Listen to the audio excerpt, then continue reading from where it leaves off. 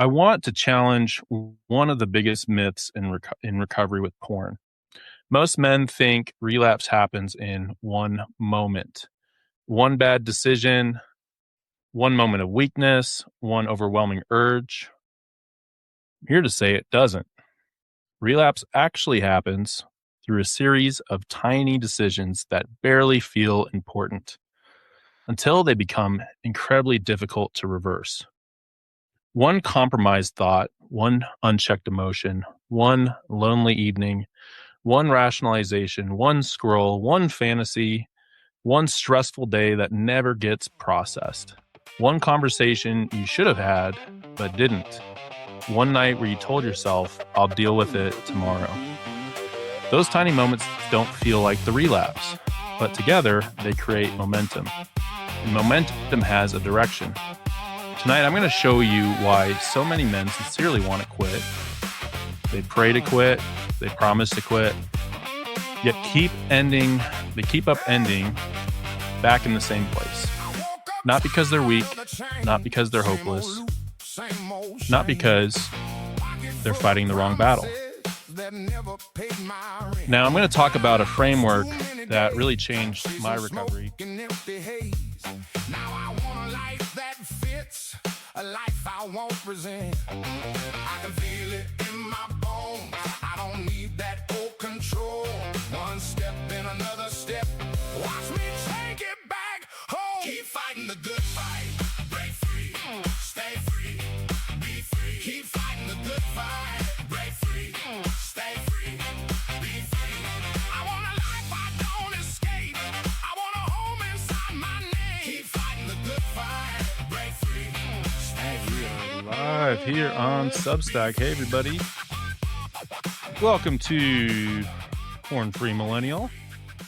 Thanks, everyone, for hopping on today. We're doing a live episode, and we're going to be talking about the relapse cycle and understanding it and how to break free from it. Feel free to ask questions as we go. I'll do my best to respond. Yeah, I'm really glad you're here. If you're here, you might have struggled with porn yourself. You might be struggling with it now. Maybe someone you love struggling with it. Or maybe you're simply curious about this message today. And I do think tonight can genuinely change your recovery and change how you think about it. So to start off, I want to challenge one of the biggest myths in recovery with porn. Most men think relapse happens in one moment, one bad decision, one moment of weakness, one overwhelming urge. I'm here to say it doesn't. Relapse actually happens through a series of tiny decisions that barely feel important until they become incredibly difficult to reverse. One compromised thought, one unchecked emotion, one lonely evening, one rationalization, one scroll, one fantasy, one stressful day that never gets processed. One conversation you should have had, but didn't. One night where you told yourself, I'll deal with it tomorrow. Those tiny moments don't feel like the relapse, but together they create momentum. And momentum has a direction. Tonight, I'm going to show you why so many men sincerely want to quit. They pray to quit, they promise to quit, yet they keep up ending back in the same place. Not because they're weak, not because they're hopeless, not because they're fighting the wrong battle. Now, I'm going to talk about a framework that really changed my recovery. This is a framework that was created by my personal recovery coach. His name is Vern Tomke. He's up in Chilliwack, Canada, and he's a pastor. He's also a podcaster. He has two podcasts that are great. His main one's Finding Traction. And then his other podcast is more for people that are in ministry. So that one's called Pastors on Porn. But Vern actually has a framework that's called the Stopwatch. And something that I actually worked on a little bit myself and did some enhancements to it. And I wrote an article on it a couple of weeks ago. And that's really what the basis of this conversation is going to be today. So let me share my screen really quickly with you all, and I'm going to go ahead and show you what I'm talking about. All right, one second here. Okay. So right here we have the breaking out cycle. So, and I'm going to put a link to this in the chat here so you all have it too. But this could be helpful too. It's not just for porn. I think it's if you're just struggling with a habit, you're struggling with an addiction. I think this stopwatch really works really well. It helps paint a picture for the different cycles of relapse. And it's something that I talk about a lot. Um, talk a lot about it with my recovery partner. I talk a lot about it with the groups that I'm in, with clients that I'm coaching. And I'm going to talk about it with you today. So we'll basically, we're going to talk about this. We're going to walk through it. And I'm just going to have this up. I might kind of flash in between things. But yeah, we'll go ahead and jump into it here. So let me pull something up here real quick here. Okay. All right. So where we're starting off here, right? So this is typically, if y'all can see my cursor here, this is like the starting spot right here. So this is peace. So that's really number one. Number one's peace. So that's in your life where you feel grounded, you feel clear minded, you feel connected, you feel purposeful. And that's typically like where you're just maintaining the peace in your life and you're staying vigilant with things. That's a great place to be. Typically, when I'm in recovery and I'm talking with my recovery partner every day, this is like what we would call like being in the green. So being in the green is basically like, hey, things are going well. I'm going through life and I'm not chasing after anything. Like I'm not chasing after temptations. I'm in the green. So that's when you're in a state of peace. Now the trigger is something that really starts the process off. So triggers, it's typically it could be like an event. It could be it's basically some kind of outside force that's pushing in on you. So like an event or maybe an emotion that you're feeling. Some examples that I have written out here. So these are things that disrupt your peace and spark the cycle going on. So stress could be one, rejection, boredom. Okay, suggestive content, right? So I think the internet's kind of like a minefield, you know? Like you go on the internet and it's like you don't know what you're gonna get. Like you could get anything just scrolling. I think that's kind of the danger zone when you're going through things, right? When you're especially like if you're on short form video content, right? Like if you're on YouTube, if you're on TikTok, if you're on X, you just never know what's going to get served up to you. And typically that kind of stuff, right? It's just I think a breeding ground for suggestive content.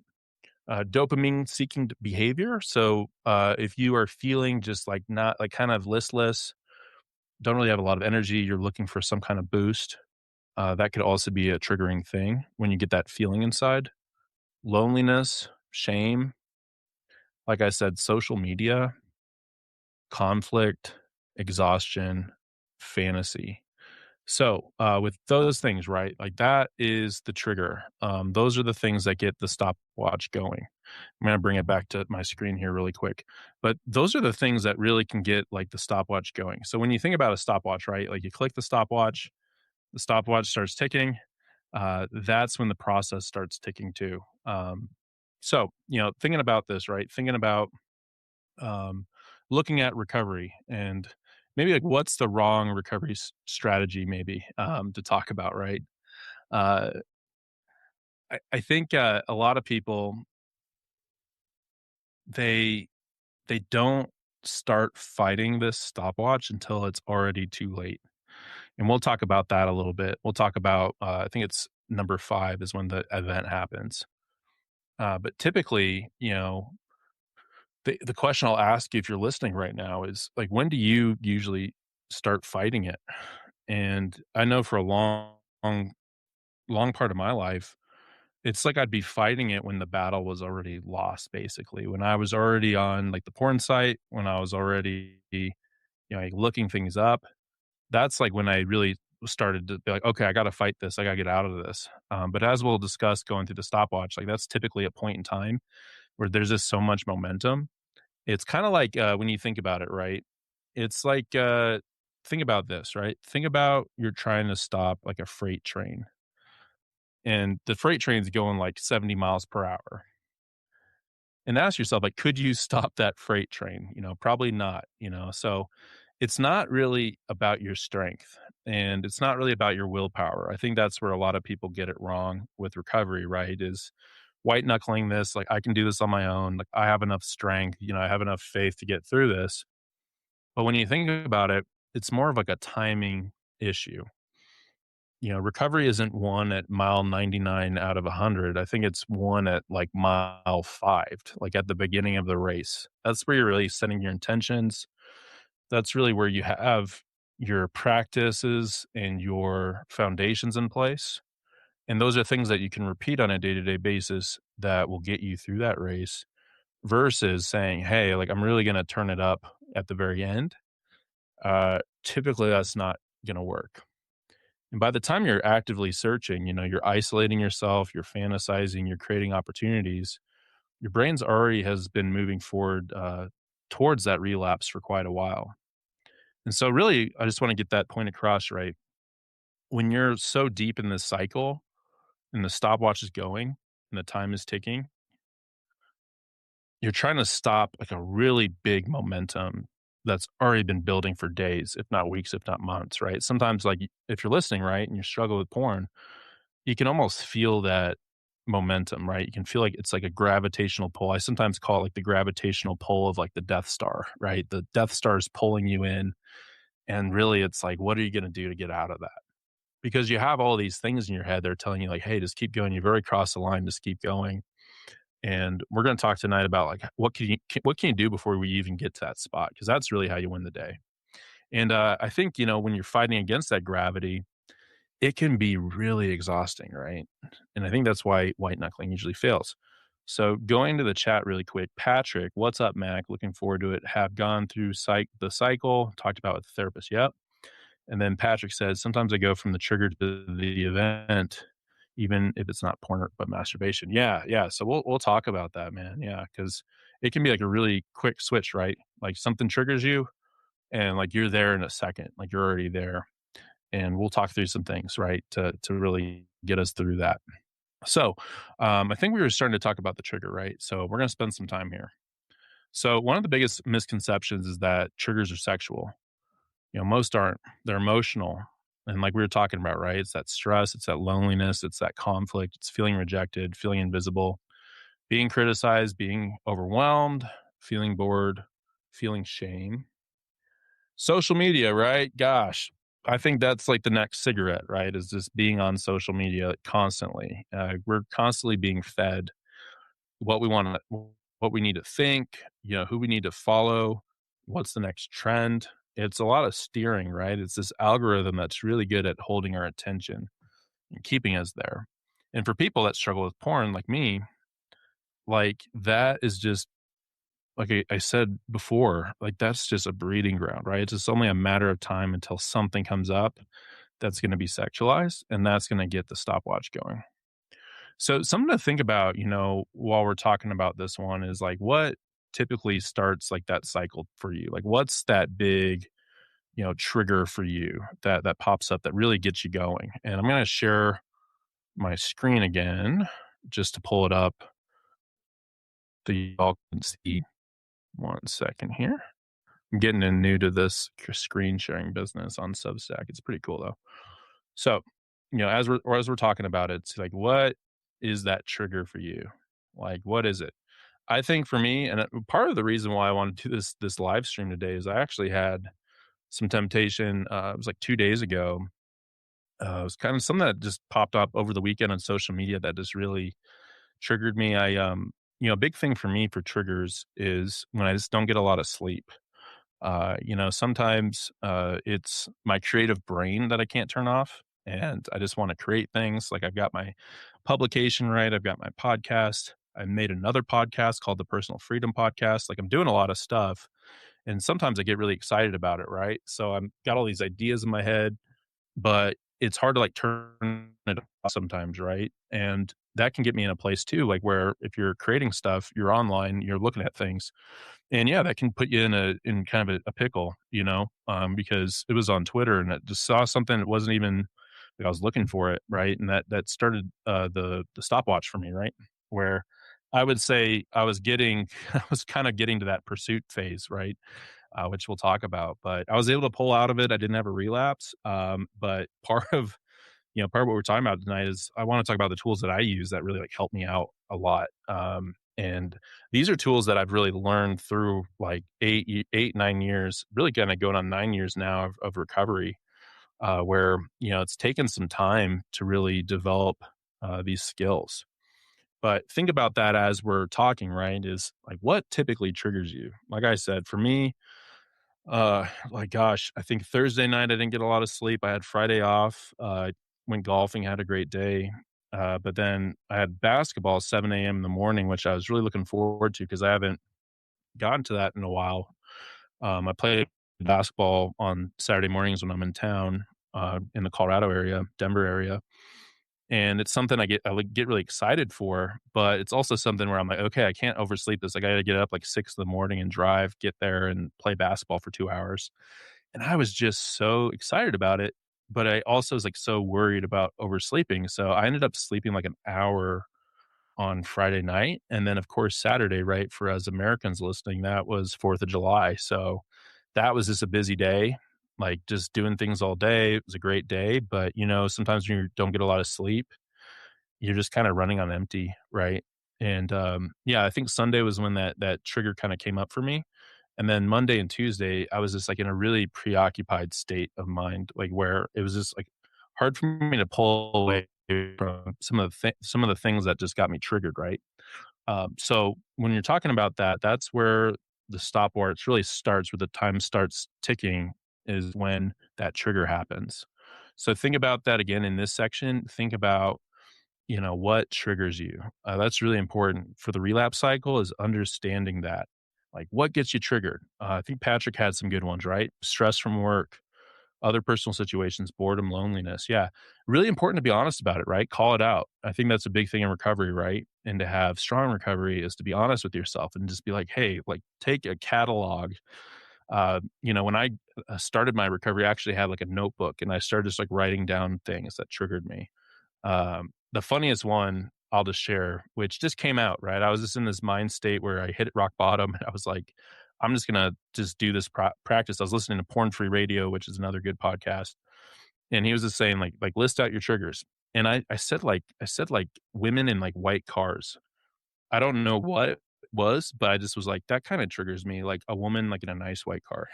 So, it could be something weird, like that. You're just like, why would I write that down? But like, write it down. So that's the first one, right? Is thinking about the trigger. And really, when we're thinking about it too, this is the best place to really interrupt that whole cycle before you even get into preoccupation, right? And we're going to talk about that next. So you got the trigger, right? That happened. Before we get to preoccupation, the next step is talking about preemption, right? So this is where we start to talk about things that you can do when you're in that cycle of when the stopwatch starts. So preempt, right? So this is when the storm begins, but you can still stop it, right? The storm's on the horizon. And this is a big thing, right? Like look ahead a little bit and be like, hey, this is historically what triggers me. This is historically, like what gets me going. Let's look ahead at the storm. So there's three things here, right? One, you want to reach out. So do not do porn recovery alone. Repeat, do not do porn recovery alone. It doesn't work. Doesn't work. Just you have to have brothers and sisters with you. You have to have community. It's so important. That's like one of the biggest things I can stress is do not do porn recovery alone. And I think connection really it breaks isolation. Like when you start connecting with people, when that trigger starts, the stopwatch starts ticking, that's when you want to reach out to somebody. So I reached out. My little brother's my accountability partner. So just for example, right when this stuff happened, I talked to him every day. So I called it out and I said, "Hey, I saw something online.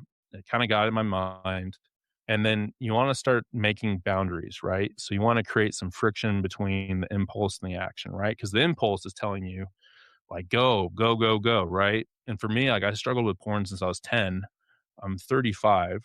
I started recovery in my late 20s. So when you think about it, right, you have this like predisposition, your neural pathways are geared to go here because this was like your solution that you were going to for a lot of time in your life. So you want to start creating boundaries. So some boundaries, right? One big one I talk about is my affiliate partner, Ever Accountable. So I've had them on the podcast twice. Their CEO, Tyler Patterson, great guy. Really love their company.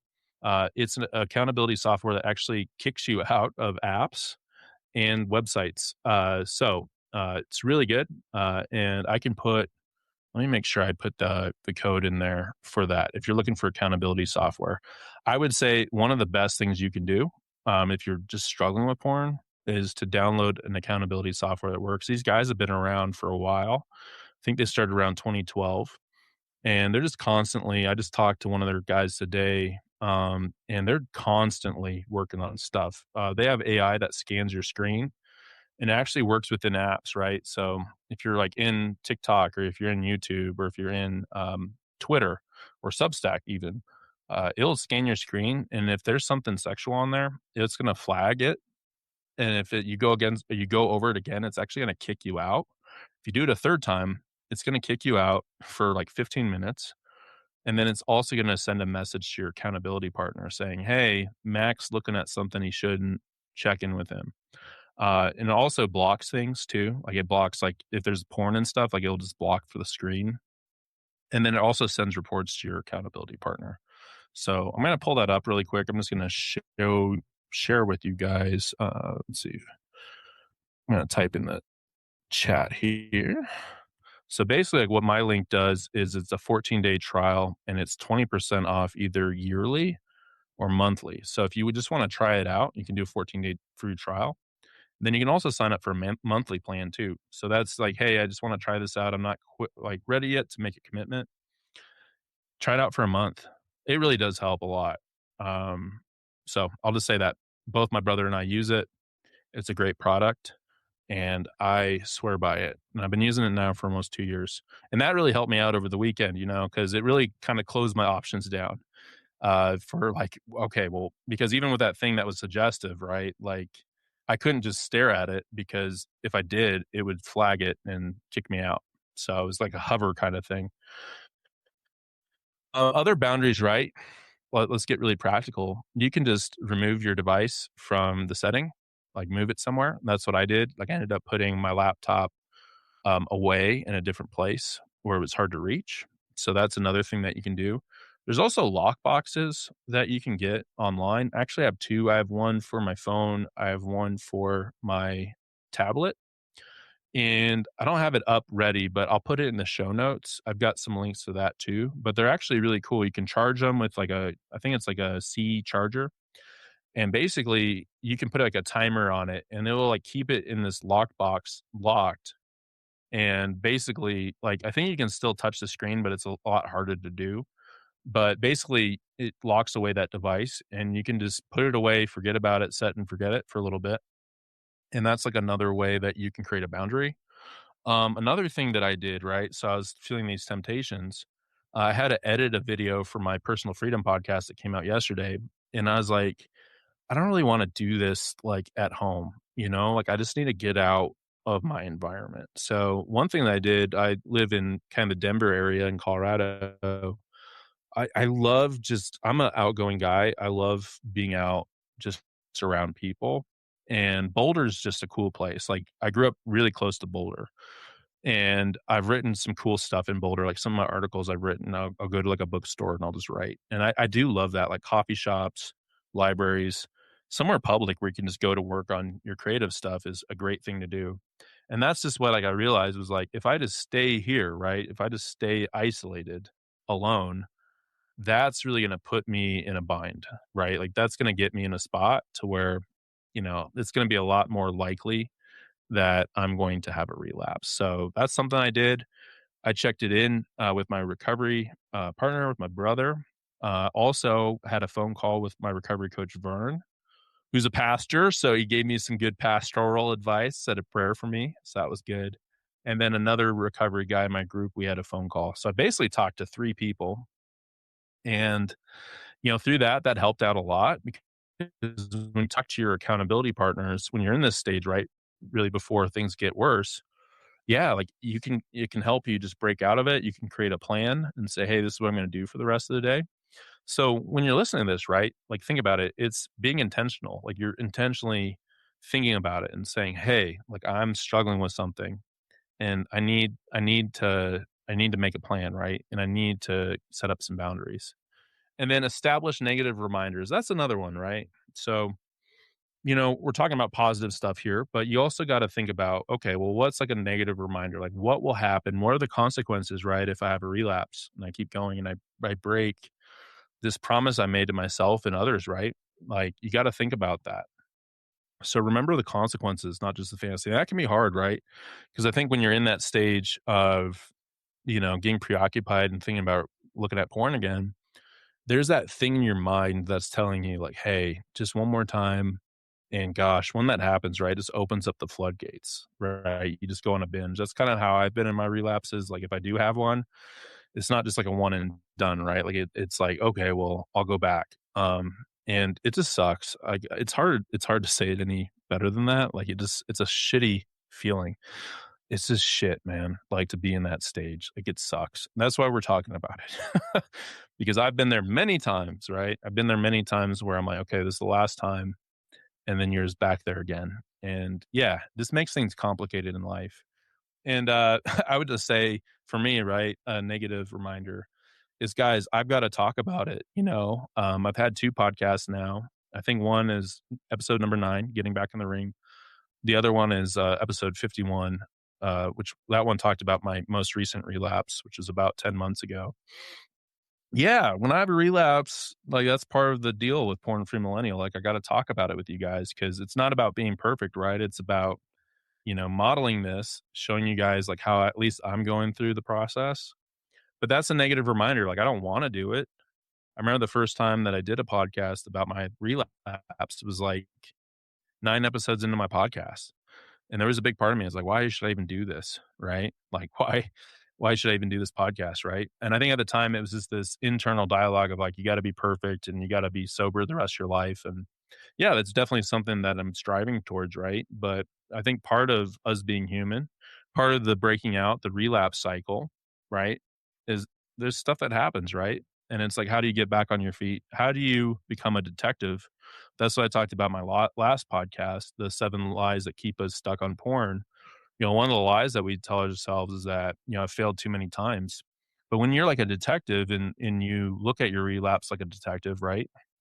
I think that opens things up to where you can be more forgiving. You can ask for forgiveness, you can repent, and you can look at what you did and be like, okay, here's what led to my relapse. They don't come out of nowhere, guys. They don't come out of nowhere. Like there's a building up process that builds up with this stopwatch. Real quick break. So Patrick said I should have my accountability partner sponsor.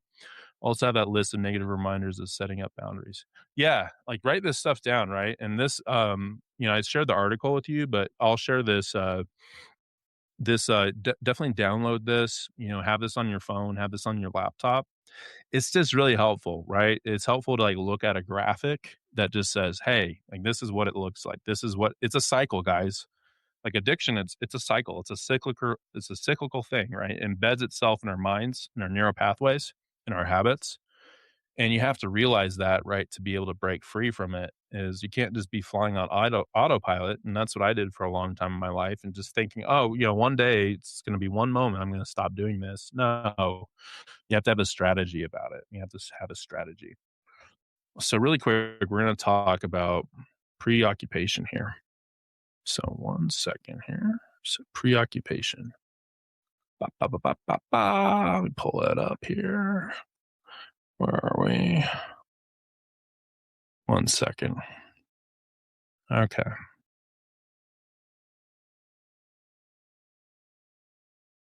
All right. So preoccupation. Let's talk about it. So preoccupation is when that temptation gets really sticky mentally. You haven't relapsed yet. But you start negotiating with yourself. Maybe Instagram, maybe YouTube Shorts, maybe just one look. Nobody will know. I've had a hard week. I deserve this. So your attention with preoccupation, I think that's when it starts orbiting the idea of the act itself. This stage is dangerous because it actually, it feels harmless. It's like in your mind. So this is like you're not looking at stuff yet, but you're thinking about it. Like you saw something that triggered you, or you are triggered emotionally. That's where that idea starts to get bigger and bigger, right? Gets louder and louder in your mind. And it feels harmless, right? Because you haven't done anything yet.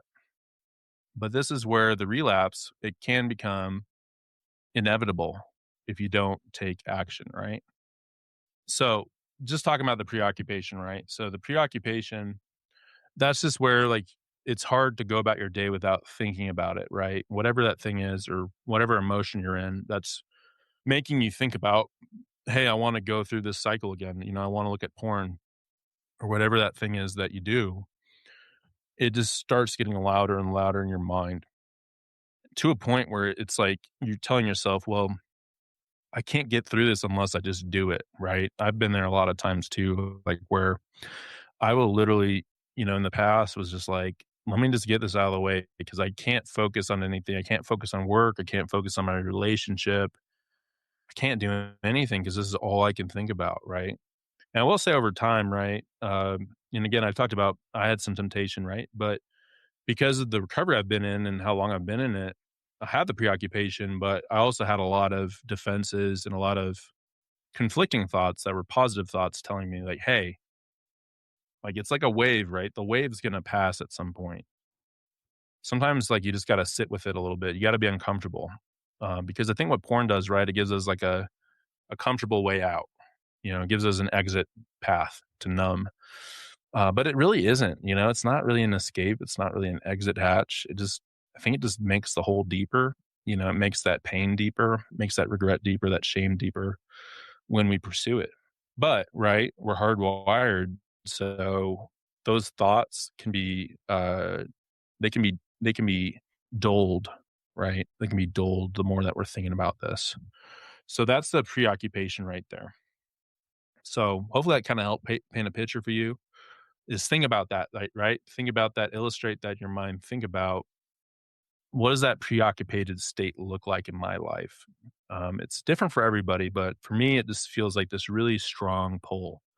And if you're to think about it too, like with a substance or something, right? Or with gambling, with drugs, it could be that, right? Like think about alcohol to where you're just like, man, I wish I could just have a drink right now. I wish I could have just a sip.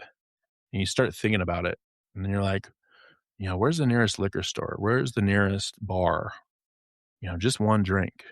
Or like, I just need to walk in there. That's kind of being like a dry drunk. Is I think they talk about that in AA. But yeah, it's like you go to the environment, but you don't have a drink. And it's still a part of it, right? It's still a part of that relapse cycle is that preoccupation. Maybe that's what we're getting into next is the pursuit. So basically, you've got the trigger, you've got some spots there where you can preempt things that we talked about. Then you got the preoccupation stage. So that's where you're thinking about it mentally. Now we'll talk about the pursuit. So the pursuit's when that momentum accelerates, searching, creating privacy, right? Like isolating yourself, starting to be like, okay, where do I go? Like, where do I go? Do I go to the office? Do I go in the other bedroom, the bathroom? There's normally like a location too when you think about relapsing with porn. There's a isolating thing. It's not like you're going to do it out in the open, right? Some people might be that bold, but typically, right, you're trying to do it somewhere where you feel like you're alone. And start thinking about that, right? Think about your environments. Think also about the time. For me, it was typically late at night, right? Like on a weekend. I didn't really struggle too much with porn during the week. I think it was just more on the weekends. Statistically, it's actually Sunday nights are the biggest volume of porn searches in the world. Like worldly data is Sunday nights. I think it's typically between 8 and like 11 o'clock PM, maybe a little bit later. But think about that, right? Think about your environment, like where you go. Think about also the time. Those are really important. We already talked about emotions, right? We were like think about your triggers, but then also think about your environment. Patrick said, consequences fade, not just hurting me, but my family and friends, especially my men's group that also go through this struggle. Impulse takes over. Yes, knowing that locations and when I feel most tempted. Yeah, but don't get stuck in that shame, right? Like I think something a lot of guys struggle with. And I think sometimes we can get stuck being like, hey, I let you guys down. But really, I think the thing is that you're still in the fight, right? You're still going after it. You're still pursuing it. You're still and not pursuing the porn, but you're pursuing freedom. So take that to heart. But yeah, are you waiting for everyone to go to sleep? Are you removing accountability? I'll say the Ever Accountable app is really hard to remove. And if you do remove something from it, it actually sends a message to your partner. So if you're like, hey, like I have like TikTok's one of those apps, it's like guarded, and I take it off, it's going to let your accountability partner know and say, hey, Mac, why are you on TikTok right now? And that opens up conversations too. Hey, Bob. Bob's on. All right. So seeking dopamine, right? And here's a question for you, right? And this is really important is like, could you stop at this very moment? Absolutely. You could definitely stop. But this time it's a little bit more expensive, right? It's a little bit more weighty. It feels a little harder to stop. Every stage you ignore, it just increases that cost of stopping. So let me pull up the stopwatch again to show you all. So we're moving out of that preoccupation state and we're in pursuit. So this is when you're actively moving to act out. You're moving right towards it. It's like that freight train. There's a lot of momentum going.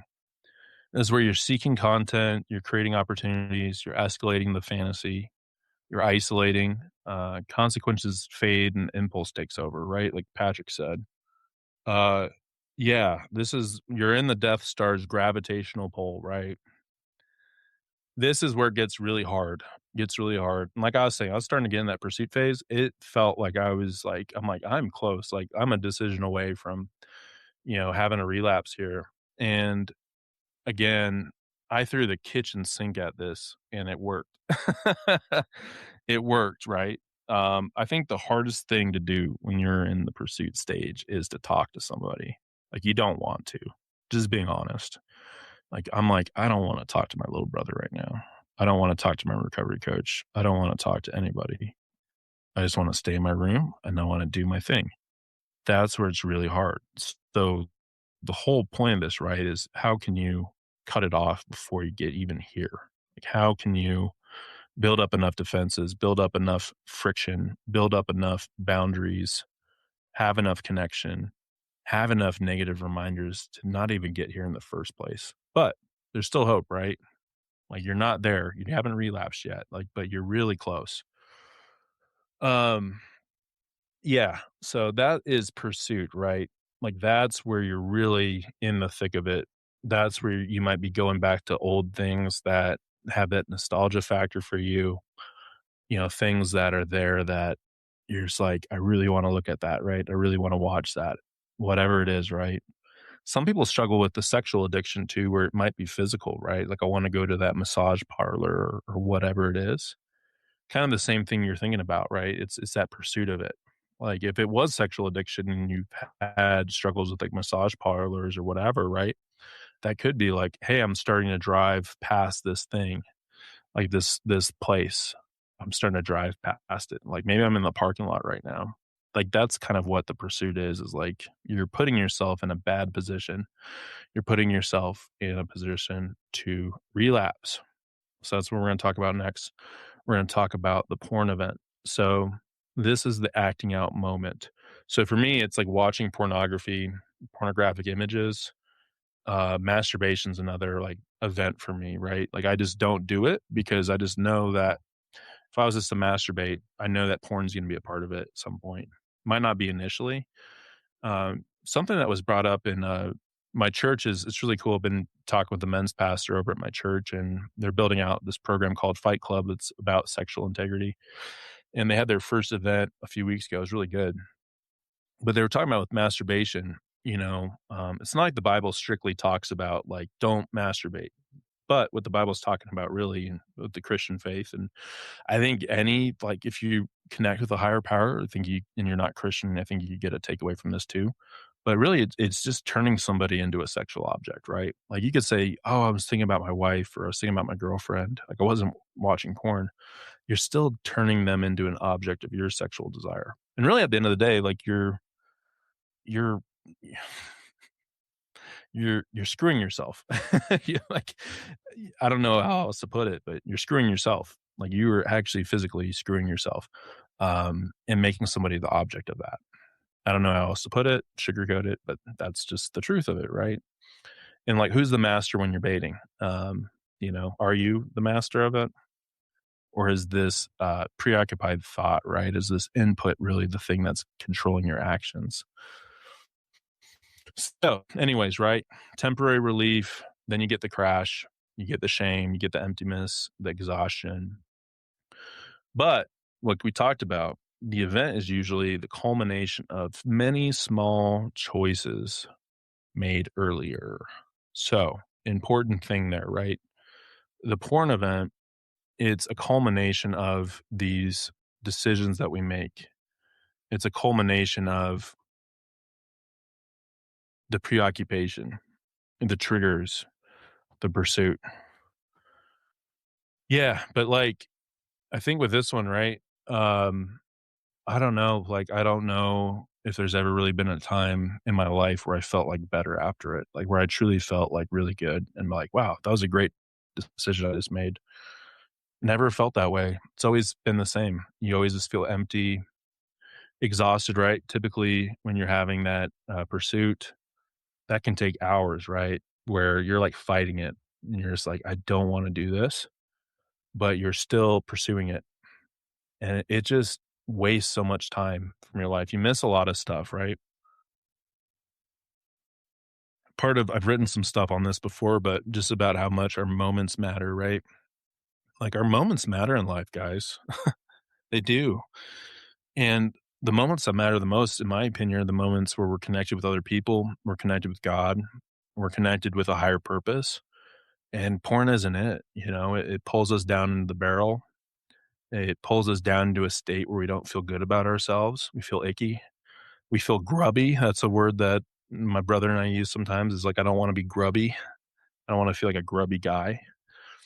Because think about, like, if you're out in public and you're acting that way, like, people aren't gonna be wanting to be around you if you're grubby, and you're being creepy. And I think that's what it is online, right? Of course, there's more to it, right? There's, triggers and there's deep things that are wired in our brains. It's not all about just wanting to be creepy and grubby. I think we're trying to numb something, we're trying to escape something, and it's just a convenient way to do it, and it's a very addicting way to do it, right? Like, for a guy, for me, that I love women, I think women are beautiful. Seeing a naked woman is, like, more exhilarating than doing drugs or drinking or gambling for me. It's really intoxicating, right? So those things are things to remember when you're thinking about this stuff, is, like, you can't discount how powerful it can be. Alright, Bob, keep it on subject, buddy. Sorry about the chat. But yeah, so you have the porn event, right? And my voice, I think, has changed a little bit because it's painful, it's my heart goes out to people that have relapses, and I think about it a lot in my life when I've had Adam. It's just not a good spot to be, and it's painful, it's a disconnect. And, like Patrick said, disconnects you from your family and friends. Yeah, I'm thankful that God keeps picking me up, letting me have safe places to share about my journey. Yeah, and Celebrate Recovery, that's a really good group to be in. I think that's a pretty well-known recovery space, to Celebrate Recovery. So that's a good resource that Patrick mentioned, is Celebrate Recovery. Check that out for sure. So you have the porn event, right? Now we're at the pain. So let's see if we can zoom in a little bit more. Perfect. Okay. So we're gonna talk about the pain. So the pain's where the emotional fallout sets in, right? So this is like typically right after that relapse, that porn event, right? Is you have that emotional fallout. You have shame, you have regret, you have anxiety, self-disgust, loneliness, spiritual exhaustion, right? And this is a really important thing. I mean, gosh, we're doing a podcast. I'm recording one with Vern Tomke, my mentor and coach, next week, actually. And we're going to be talking all about shame because shame, I mean, shame's like a shackle, right? Like for me, like shame was such a shackle in my life, especially going through a divorce and leading up to it was I was just in a constant state of shame. And shame's really the difference between shame and guilt is shame's like, I am wrong. Like something's wrong with me. And guilt is I did wrong. Like I did something wrong. And that's really important, I think, when you're listening to this or watching it, is to differentiate those two. I think guilt is good. Like you should have guilt, right? Like we're objectifying another human being. We're being selfish. We're isolating ourselves from our family, our friends, from God. Like that's something that like, do you want to continue that in your life, right? And I think like if you feel like you don't, like that's a sign that there's something there that we need to address.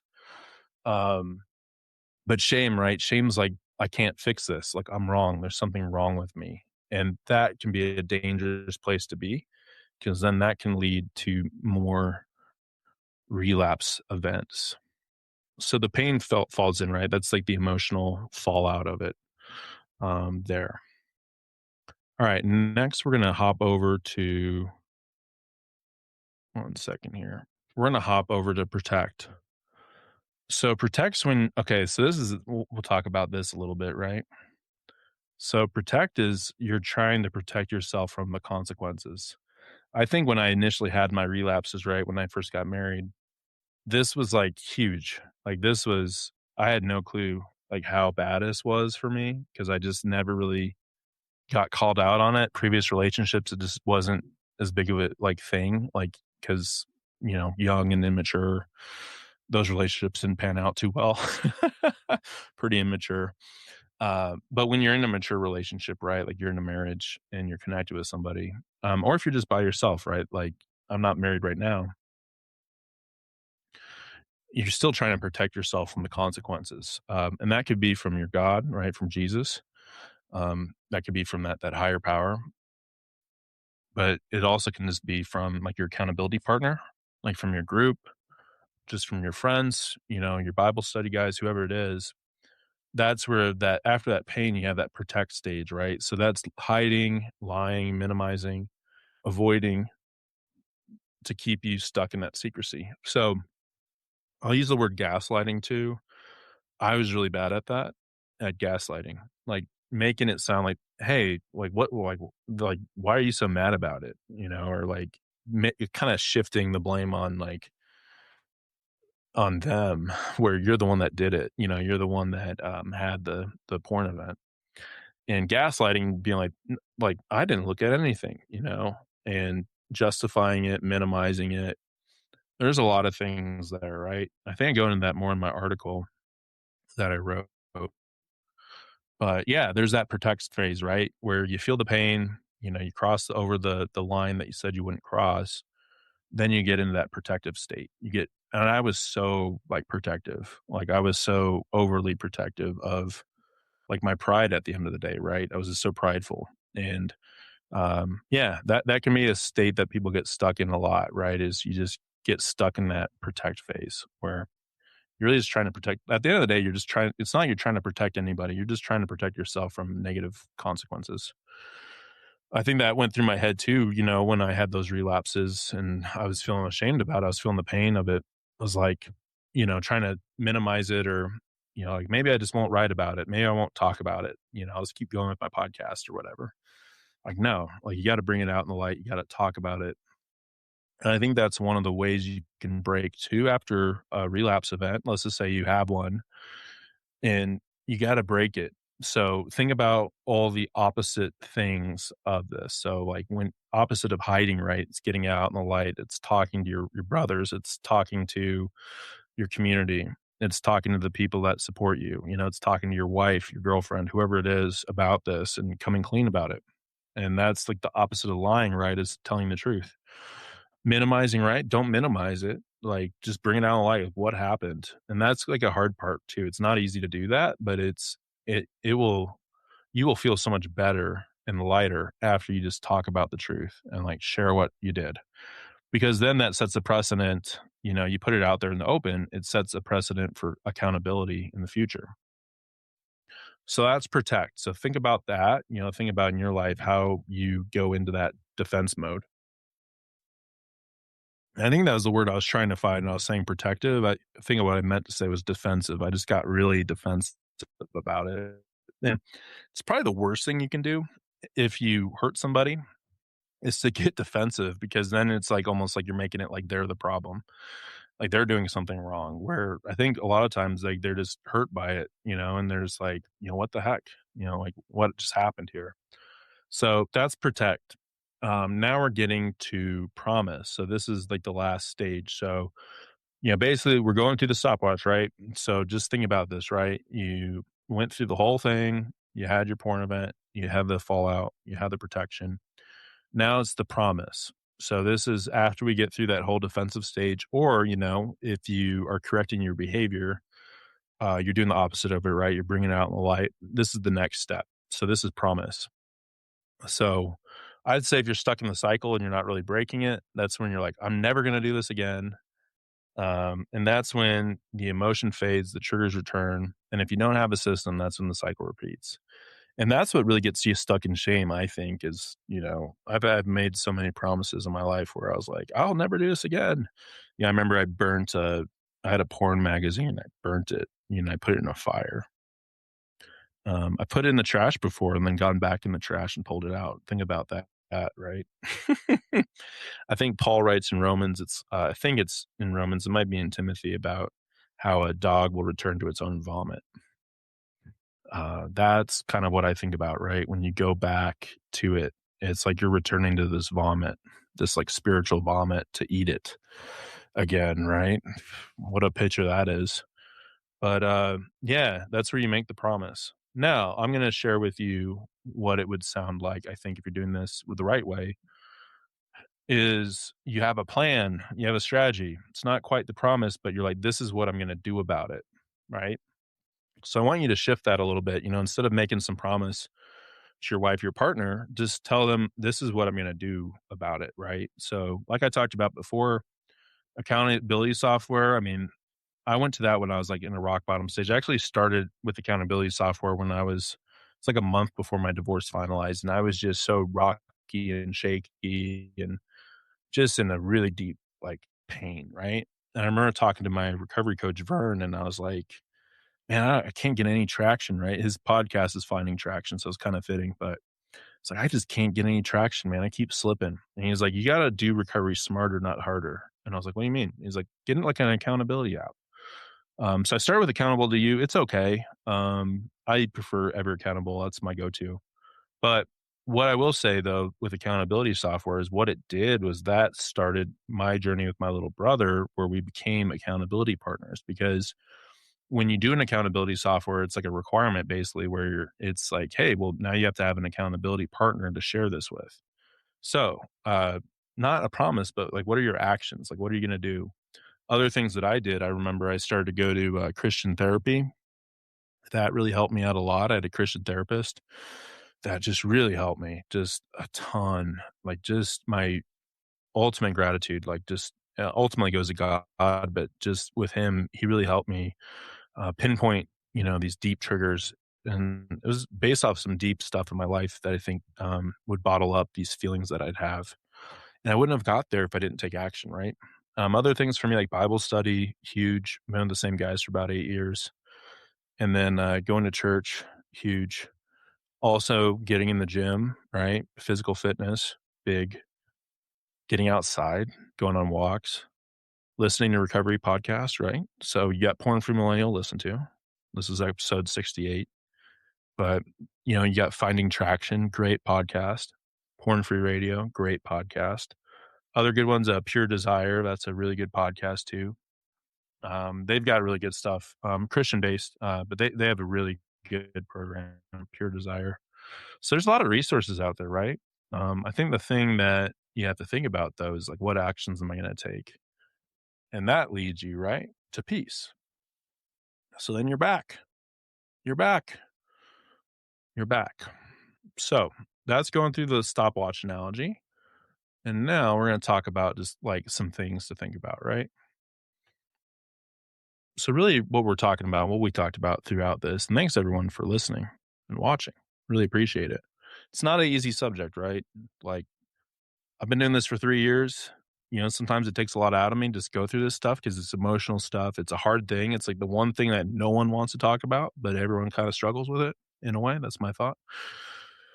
But I'm glad you're here, because you're thinking about it and you're thinking about like, what can I do differently in my life? So hopefully this helps you, this analogy here, the stopwatch that Vern Tumke built. But let's think about it, right? So you've got your daily practices. So let's see if we can kind of zoom in here.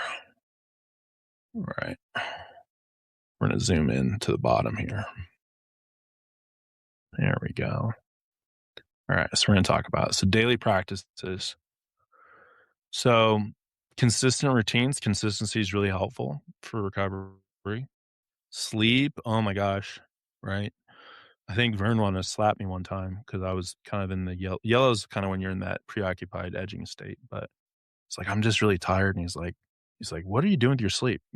Sleep's a superpower. Like sleep's like the one thing in your life that is like God made that for us as a superpower to recharge, get some sleep, right? And typically sleep's harder when you're on your phone all the time. So, one good practice, right, is just an hour before your bedtime, just disconnect, put that phone away, put it in the other room.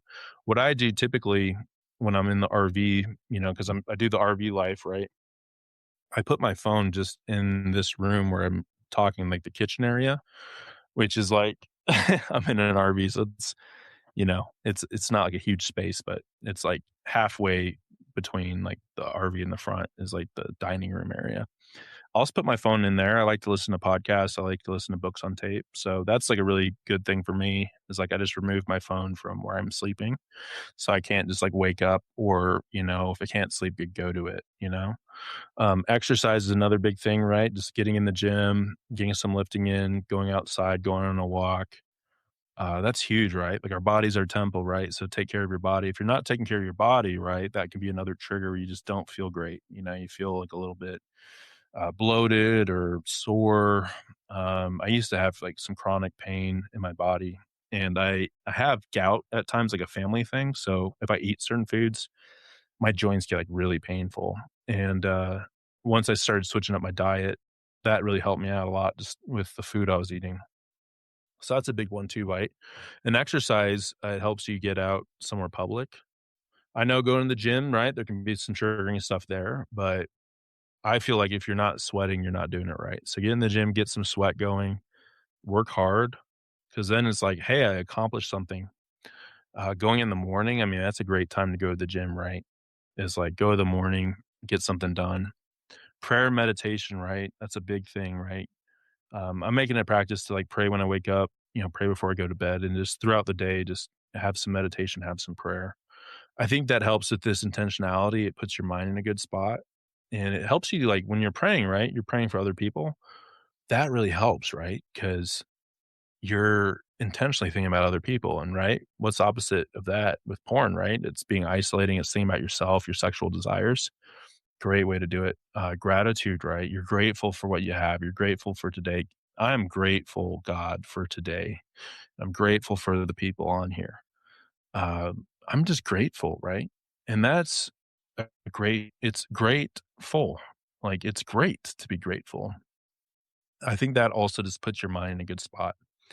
Creative purpose, that's another one, right? So think about in your life, what are your passions? What are you not consuming, but what are you creating is a question. Like, what are you creating? I think when I was really addicted to porn, I wasn't creating a lot of things, right? Because I was consuming a lot. And I think the more you consume, sometimes the less you create. So think about that. Like, what are your passions? And pursue them. Because think about it, this too, this is some kind of interesting I've thought about before is, um, the state that you get in, like, when you're in porn is you're in this state where it's almost like a flow state, but it's like a negative flow state, right? Like, time's passing by, you know what time it is, you're just so engrossed in it, and, I think the opposite thing, right? Like, the fulfilling thing is when you are so engrossed in something that's positive, where you're in that flow state, and I think that's in a way that creative purpose, for me, like, if I'm just out fly fishing, for me, that's creating a memory, it's creating an experience. That's a flow state for me. Like, when I get out on my kayak in the mountains after work and I'm with my dog Bo and he's on the kayak with me and we're fly fishing for trout and pike in Colorado, I'm not thinking about porn. That's like the last thing I'm thinking about. I'm just thinking about, like, I'm not even thinking about anything. I'm just like in the moment, right? So think about that, with writing for me, with podcasting, like right now, I'm doing something creative. It's something that is a purpose for me.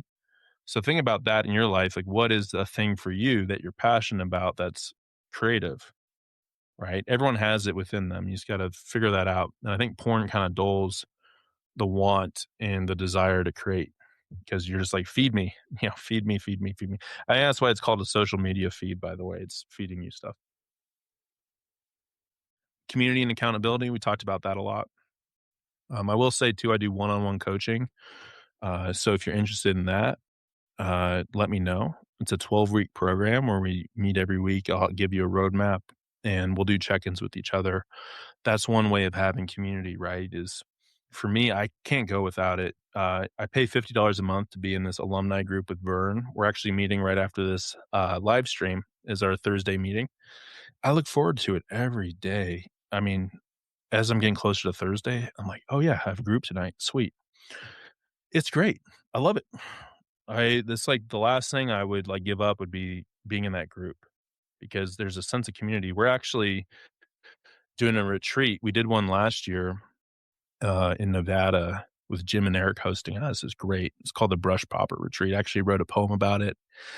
I did a podcast with Jim and Eric. It's called the Brush Poppers. Great guys, cowboys, really cool dudes. But we ended up making lead bullets at the end of our ceremony, and that's where I read my poem. It was just a cool moment, but it was symbolizing making something like a weapon against the enemy. Also, when you're making a lead bullet, you're burning out all the impurities. So this is cool, but that kind of stuff, right? Traditions, brotherhood. Or if you're a woman listening to this, you struggle with porn, like sisterhood. Having that community is huge. We're human beings. We need community, right? We live in this world where we're so disconnected. I think that's the issue, right? That's part of it is just being disconnected there. Okay, limit overstimulate, almost overstimulation. I almost made up a word.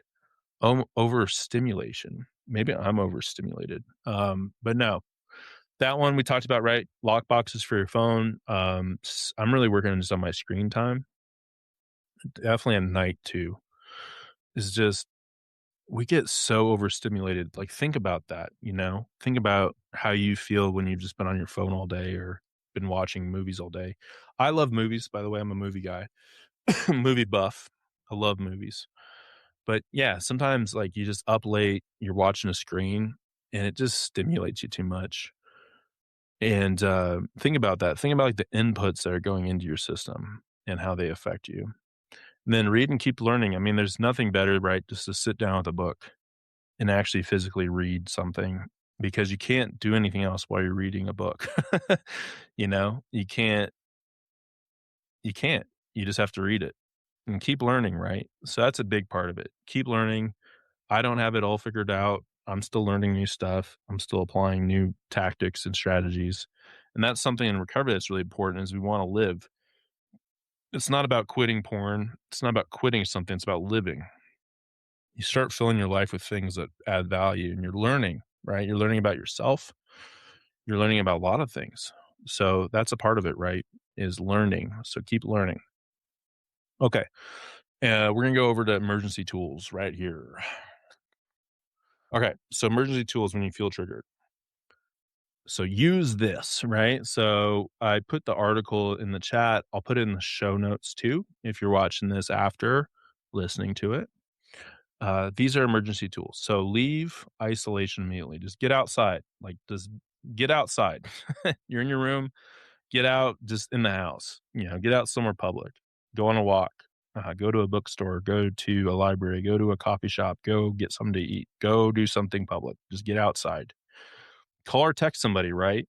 I do that every day with my little brother. We do accountability check-ins. We do that over voice memos. So we'll send each other a voice memo, respond to each other. Great. Love it. But if you're really like in that pursuit phase, just like break free from it for a second, just call somebody and say, "Hey, I need help." That's really helpful. Or send a text. Like just those actions, I'm telling you, like they move mountains. Like they'll move mountains in your recovery if you can just do that before the event. Like do that before the event. Go outside on a walk, like I said. A cold shower, right?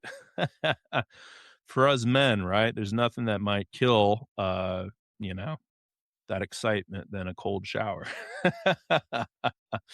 um, I love cold plunges. I just started to get back into it again. Cold showers. Typically, when I'm showering, I still like a little bit of the warm. It's nice. But in the RV, sometimes the water heater kind of takes a while, so I'll just do a cold shower. Those help. I'm telling you, and they're good for you. So, cold shower. That's something you can implement. Just turn the cold water on, shock your system. Man, when that cold water's on your head, you're not thinking about anything else but just be like, "I need to just survive for a second," which is kinda funny in this day and age we live in, right? First world problems, but cold showers, they're great because it's like a mental thing, and it helps snap you out of it. Do some push-ups, do some exercise, right? So if you're in this preoccupied state, you're thinking about that sexy lady, go do some push-ups or go to the gym, get out public and just get some exercise in, get some sweat going, do something, right? Do something hard. Journal honestly. So that's just being honest with yourself. If you're a journaler, I'm not a huge journaler. I mean, a lot of my journal is just what I write, what I put out. But if you're a journaler, just write some stuff down, right? Write down how you're feeling. Um, a big thing I'll go through really quick, but with my little brother that we do every day when we check in, we do a thing called a fast check in. It's an acronym, right? So FAST stands for F is feelings. So how am I feeling today? A is activities and recovery. So when you think about activities and recovery, that's kind of what I talked about for daily practices, but there's like 4 pillars of it. Okay. So write this down, think about this. So when you're thinking about that, there's 4 pillars of activities. So you've got your health for your physical health. So that's number one. You got your physical health. Actually, number one, sorry. Number one is your spiritual health. How are you doing spiritually? How are you doing spiritually? Number 2 is your physical health. So how are you doing physically? Like, are you getting in the gym? Are you working out? That kind of thing. Number 3 is your relationships. So your relational health. How are your relationships doing? Are you connected or disconnected? And then number 4 is your passions. So what are the health of your passion projects? What's the health of like your creative purpose? So those are things we check in every day with each other. Is how are we doing with our activities and recovery? These are our daily practices. Then so you got FA and then S stands for sobriety. So sobriety we use like a stoplight. So green is like you're in the green, you're doing well. Yellow, like I was in the yellow a few days ago, that's like when it's like caution, right? Approaching the red light, caution, caution. That's like when you're preoccupative state, you're in that pursuit. The cycle's starting, the ritual starting. That's when you're in the yellow, and then red is that porn event. And be really specific too with yourself of like what is the red for you, and don't sugarcoat it, right? And also like don't be too hard on it, right? Like if something just pops up that was totally unplanned, and you get out of it and you have a plan, I don't know. I wouldn't consider that a relapse, but it's something that is personal to you and your relationship with it. Like if I'm watching a movie and just something unplanned just flashes, I'm not saying, "Oh man, I just relapsed." It's like, what do you do after that? It's really the bigger question. Turn your devices off and then speak the temptation out loud. Like put a name to it, right? And that helps when you're doing your stuff with your accountability partners. Actually talk about it. So that's the S. Sorry, I got a little distracted. So you got your FAS, and then you have 2 T's. So first T is your, this is basically your threats to sobriety. So that's when you actually speak out loud, like, what's the threat here? Like, is it my location? Is it the time of night? Is it the trigger? Is it like, name it, talk about it. Like, what's threatening my sobriety? And then the number two T is tools. So what tools am I going to use? What's my strategy? And I do this every day. It helps a ton. And if you don't have an accountability partner, right? We're talking about journaling, just write it out. Like, write out how you're doing. There's a really good app. It's free. It's called I Am Sober. It's a really good check-in app. It actually has a lot of built-in things there where you can write that stuff out. And then my buddy James Menendez of Creation Awaits Substack, he actually has an app too called the Victory app, which is like a Christian-based app. It's kind of similar to I Am Sober in a way where you can check in, like relapses. You can check in for your day. There's a daily activities there. There's prayers. So if you're a Christian, you're listening to this, check out James Menendez's Menendez's app, the Victory app, and that's the Victory in Christ app. Which let me I'll just put that in the chat really quick for you guys. I'll put this in the show notes too.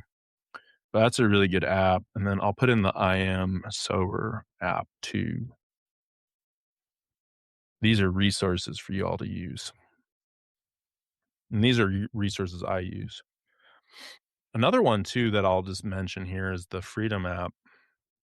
This app is just an app you can use like where you can plug in different I just use this like while I'm working just to stay focused. It's not really too much. Like I'll use it sometimes if I don't know if I put in the right link. 1 second. Oh, maybe I did. Let me put in the Freedom app here really quick. So the Freedom app is something that I use. That's just to stay focused at work typically. But if I am in the yellow, you can plug in, you can shut off your whole internet to your phone for a certain amount of time. You can shut off apps. It's kind of just helps you focus. And I'll do that like with social media, like Substack. Sometimes I just like want to be on there and like post a note or whatever, or like Twitter. I'll just put those on that. That way I have just like free time where I'm like, okay, I've got an hour off. I normally do that when I go to the gym too. I'll just put certain apps in the Freedom app and then I'll just hit a button and then I can't get on it for like an hour. So that's just another thing that you can use. All right, we're kind of coming to a close here, but think about this, right? It's not about quitting porn. It's about shifting your identity. It's beyond just changing your behavior. And I took a lot of this from James Clear. One of my favorite recovery books is Atomic Habits. Atomic Habits, if you haven't read it, is a really good book. Very practical, but it's basically just talking about how to make new habits, break bad habits. And I read this book once a year. It's actually a book I started when I was in recovery. And it was just like really helpful for me because it's not like, hey, this is a book for porn addiction. But for me, it's really like a universal, like, hey, like you have this habit, let's break it. So Atomic Habits, I'll put that in the notes too. Great book. I actually need to get another copy because I think I gave mine to somebody. So I'm like, you need to read this. But anyways, it's a behavior shift, right? And this is part of what James Clear talks about. It's really you're shifting your identity. It's not just your behavior's identity. So basically, you're not trying to just not watch porn, right? I'm not trying to watch porn. Should shift to I'm becoming a truthful, disciplined, and integrated man. So it's more of your identity versus like I'm not trying to watch porn, right? Because it's kind of like don't look at the black dog, right? I think that's a common saying. And then that's all you're like looking for is the black dog, or that's what you're sensitive to. It's kind of like where it's like, hey Mac, don't watch porn. Okay, well now I want to watch it. Instead, it's hey Mac, become a truthful, disciplined, and integrated man. And then not watching porn is just a byproduct of your identity, right? So recovery isn't about removing something; it's about rebuilding someone. So it's about rebuilding who you are, what you're about, what your identity is. So last thing to remember, right? Temptation escalates faster than we think. Most relapses are not spontaneous. I can't talk today. Spontaneous explosions. They're gradual drifts. I'm going to reread that. Most relapses are not spontaneous explosions. It's not just one moment. They are gradual drifts. Freedom is built through hundreds of small, honest In interventions made early. Freedom is built through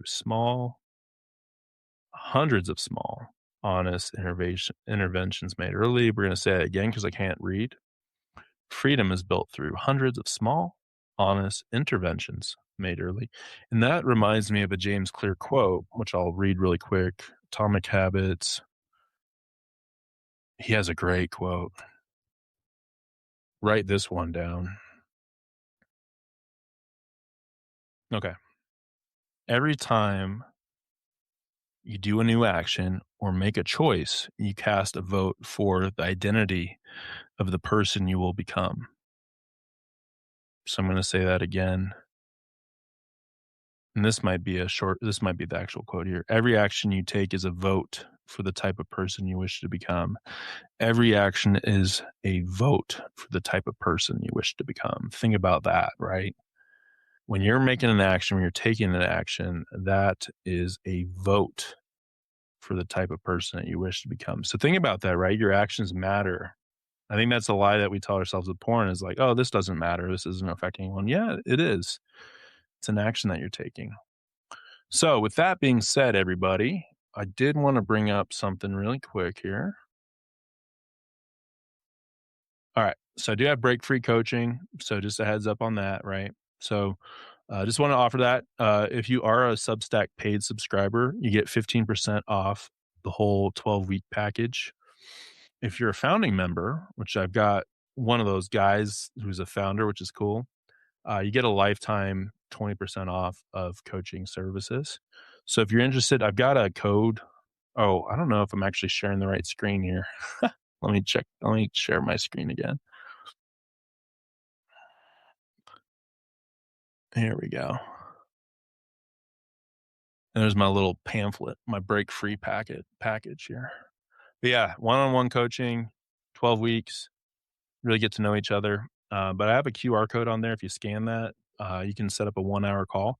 And that's just the thing too. Like if you just need to talk for an hour, I've got you for free. That's just something I offer. It's something that, I've helped people. And, I think it's just important. It's a big thing for me that, I'd love to help you if you're struggling. And if you just want to talk for an hour, see if that's cool for you, there's a code right there. And that's what we focus on. I got like a 12-week program that we walk through. And then we also do weekly recovery calls, right? Where we're just talking through, we're checking in on things. So, everybody, that's what we got today. But I want to leave you with the message really quick here. I want to leave you with the message.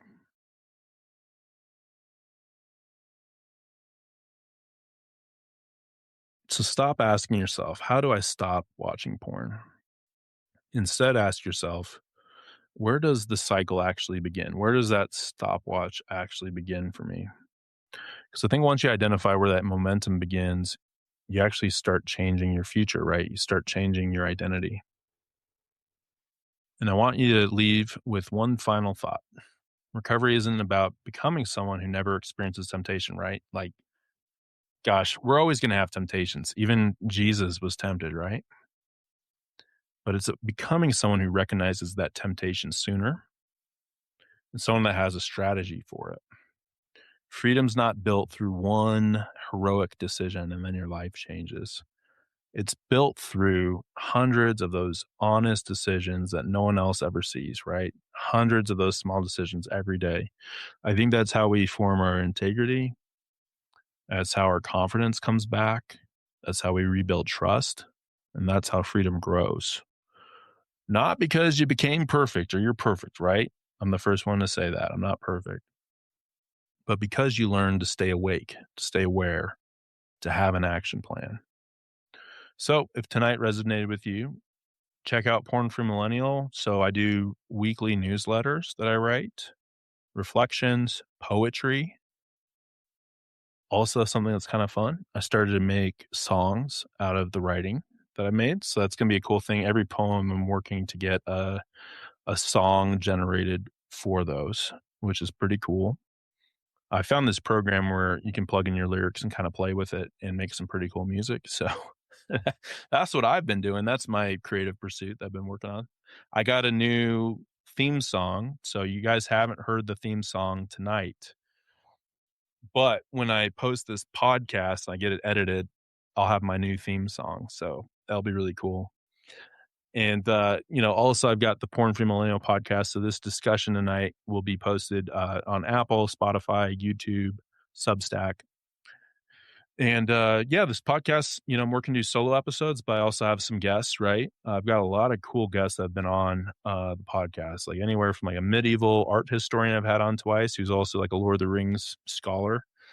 We did an episode about Sauron and his hard drive. That was a pretty cool one. My recovery coaches I've had on. Episode 50, Porn Free Radio, Matt Dobshoots. That was really cool because he was the guy that started me on recovery, his podcast. I talked to him. That's a great podcast. And then there's a professor I've talked to multiple times. We do a Halloween episode every year. But he teaches English, but he also does film. And we've had some really good discussions. We've got a live stream coming up next week. We're going to be talking about why is everything on TV and movies so sexualized? Like, how did that happen? And he's like an expert. He's one of the smartest guys I've ever talked to. So that's going to be, I think, next Tuesday or Wednesday. So if you enjoyed tonight's live stream, that's going to be our first live stream doing it together. It's going to be really cool. And other things, right? Like I talked about coaching. I've got a coaching business. So if you're interested in that or just a free call, let me know. And then Ever Accountable, guys. Like I said, it's the best accountability software I've ever used. I work with them, really good team. I've had 2 episodes with Tyler Patterson. So if you look through my podcasts, I've had 2 episodes with the guy that founded it, that created it like basically in his basement. And it's a great software. It's been around for a while and they keep making new leaps and bounds. I think as technology is getting more advanced, they're getting more advanced with what they do. And yeah, like I said, these are tools, right? Like my podcast is hopefully like a helpful tool. But ultimately it comes down to you, right? And like, what are you going to do about it? Like what actions are you going to take in your life? Like you have to take control of that. Like no one's going to do it for you. You got to do it yourself. You got to believe in yourself and you got to do it through actions, right? Small daily actions is what will get you into a great state of peace. And then when those things happen, right? When that trigger happens and that stopwatch starts going, then you'll have a plan to actually address it. And you will be amazed at the ground that you cover and just how your life changes when you start doing that. So everybody, much love. Keep fighting the good fight. Break free, stay free, be free. Talk to y'all later. Bye.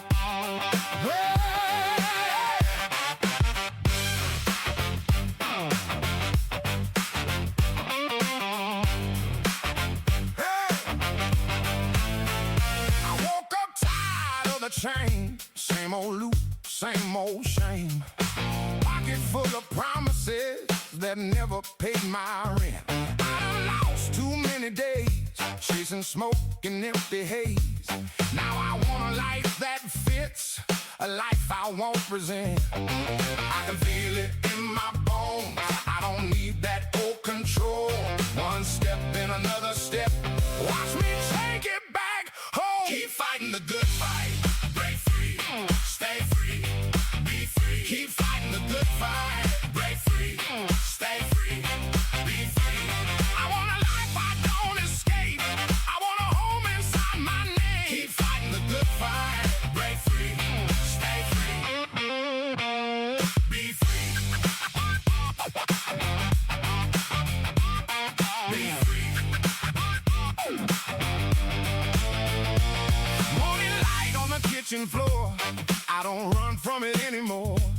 I got plans that reach past pain and work that makes me proud. Little wins in the daily grind, clear eyes and a steadier mind. I don't need to numb it out. I wanna stand up loud.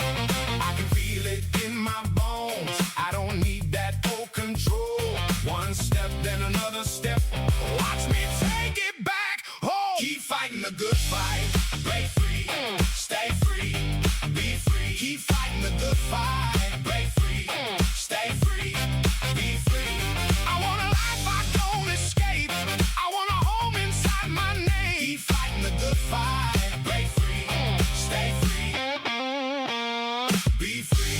No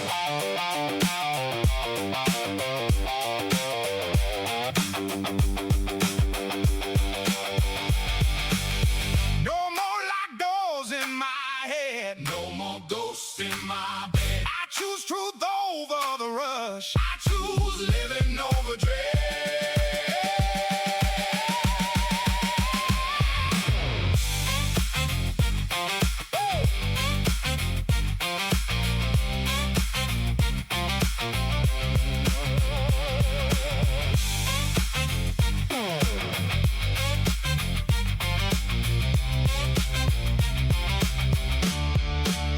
Keep fighting the good fight.